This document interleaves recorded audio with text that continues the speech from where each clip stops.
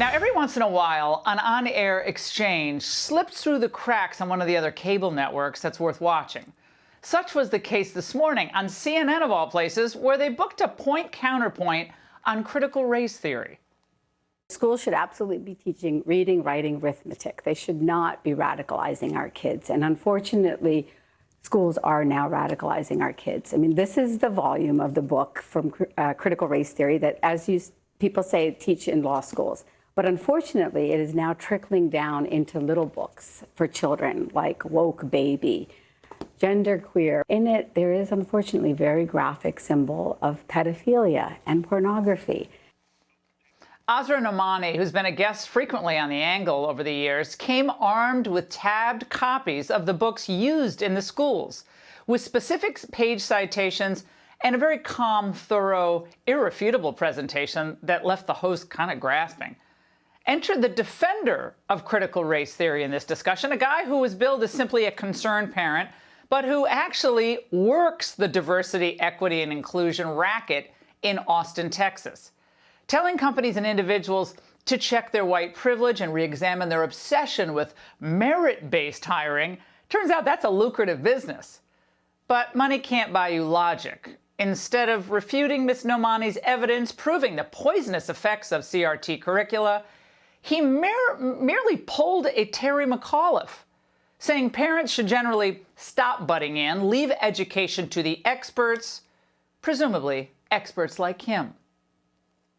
Of too many people who know little or nothing about education trying to tell professionals who are in this industry who've been working hard. We're coming in as weekend warriors trying to tell them about what education should look like. We need to put a little bit more trust in our educators because they've actually spent the time and energy necessary to really understand some of the nuances that are being kind of just blown over here in this conversation.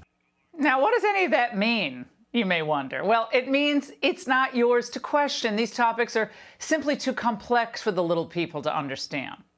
Yet, what's there to understand about reading assigned to our children that associates white people with the devil? It literally says here, whiteness is a bad deal, and it has a symbol of Satan. And this is the contract that they say whiteness brings. And children are getting this book. And I fit into the intersectional world. I'm a Muslim, I'm an immigrant, I'm a mom of color, I am a single mom, but yet I deny all of these, privileges in the new paradigm of the oppression matrix because we're all human beings. That Miss Nomani is highly educated and a minority herself doesn't matter. For the DEI cabal, all that matters is marketing guilt and shame to schools, corporations, entertainers, and sports figures. And of course, the churches are in on the act. Each comes under enormous pressure to comply. They prove their DEI bona fides by linking to goofy DEI posters like this one, or by hiring people not on merit, but according to the latest woke rules. And of course, by shunning anyone who refuses to mouth their platitudes or who questions their goals. DEI propaganda, like CCP propaganda, must never be questioned by the unenlightened masses. The language that I'm hearing used here doesn't really speak to the level of sophistication that I think is necessary to help our young people be prepared for the world of work, for the society that they're going to be living in. As someone who worked in universities, we had too many students who were coming to the university who had little or no experience of knowing how to navigate the conversations and relationships that were related to race. Oh, what gibberish! Don't you feel better about paying that fat college tuition now? But you may not know it. But schools and businesses are desperate to check the diversity, equity, and inclusion box that they'll either hire a full-time DEI coordinator or they'll feel like they have to hire random DEI consultants they find on the web.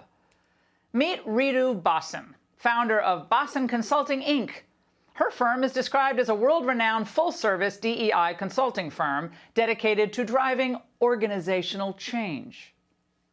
And when I say whiteness, I'm talking about the embodiment of white American, white Anglo, white Eurocentric ways of behaving, put you in a place where you are better, more deserving, more competent, and more over people who embody behaviors that connect back to communities of color and Indigenous communities. And the connection between racism and white supremacy is that racism is a manifestation of white supremacy. What a terrible way to make a living. No real knowledge of history, zero appreciation of the great blessings of liberty and opportunity that America provides, only resentment politics and a lot of hand movements. And yes, the point of this is to turn neighbor against neighbor, student against student, citizen against country. The white populace has always been susceptible to manipulation around racial animus. This is really about white people, and particularly white children, now being exposed to ideas that I think previously were segregated, frankly. If your children's school teaches this nonsense, demand that your son or daughter be permitted to opt out in favor of, I don't know, those unaccomplished writers like Hemingway, Fitzgerald, Twain, Harriet Beecher Stowe, other great American writers. But remember, the goals are always shifting for the DEI crowd. 20 years ago, it was tolerance for different points of view. But that wasn't getting the far left anywhere. So then they shifted to demanding diversity. But that, too, they found to be limiting. So they moved on again. Lecturer Pamela Medina gave a tutorial to a packed auditorium on how to establish true racial and gender equity in your workplace.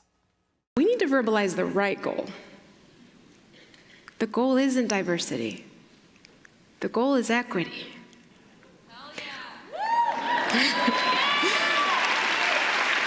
Instead of saying that you're going to form a diversity committee, hire outside experts to help you audit for and then achieve equity in salary and promotions.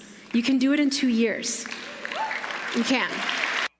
Look at those clapping seals in the audience. They don't even realize that the speaker is shilling for her own industry, and her solutions would mean forcing a lot of them in the audience out of jobs and hiring others purely on racial or gender lines. Now, the temptation is to laugh at this cottage industry for the perpetually aggrieved. Oh yeah, but to do that is just a mistake. Real racism is repugnant, and everyone but the lowest of the low know it. But what we're doing to our schools, our workplaces, our everyday life is corrosive and divisive. The only people we really help by hiring, firing, or promoting people based on immutable characteristics are the people getting rich off teaching bitterness and virtue signaling, where hard work and effort will usually suffice. And remember, they're not alone. Every piece of this garbage that the hard left spouts is now treated as gospel by President Biden and his entire team. America has a long history of systemic racism. Systemic racism is a stain on our nation's soul. The knee on the neck of justice for Black Americans. We must improve equity within and between our countries and close economic, political, and social gaps that persist based on race, gender, and other parts of our identity. They'll use every bit of their power, and that's a lot of power, to force you to live in a country dominated by the DEI police. Which takes us back to that discussion that caught my attention earlier today. What a great country it is that a Muslim American woman who arrived here not speaking our language is far better versed in the guarantees of our Constitution and the meaning of our Declaration than countless native-born DEI experts, not to mention the buffoons now occupying the White House. Think of the tens of millions of immigrants who become small business owners and successful professionals, and who did so, by the way, without relying on government handouts or DEI mandates to clear the path for themselves. So maybe, just maybe, it's time for us to focus more on parenting and less on complaining, more on showcasing talent and less obsessing on race or ethnicity. And that's the angle. I'm Steve Ducey. I'm Brian Kilmeade. And I'm Ainsley Earhart. And click here to subscribe to the Fox News YouTube page to catch our hottest interviews and most compelling analysis.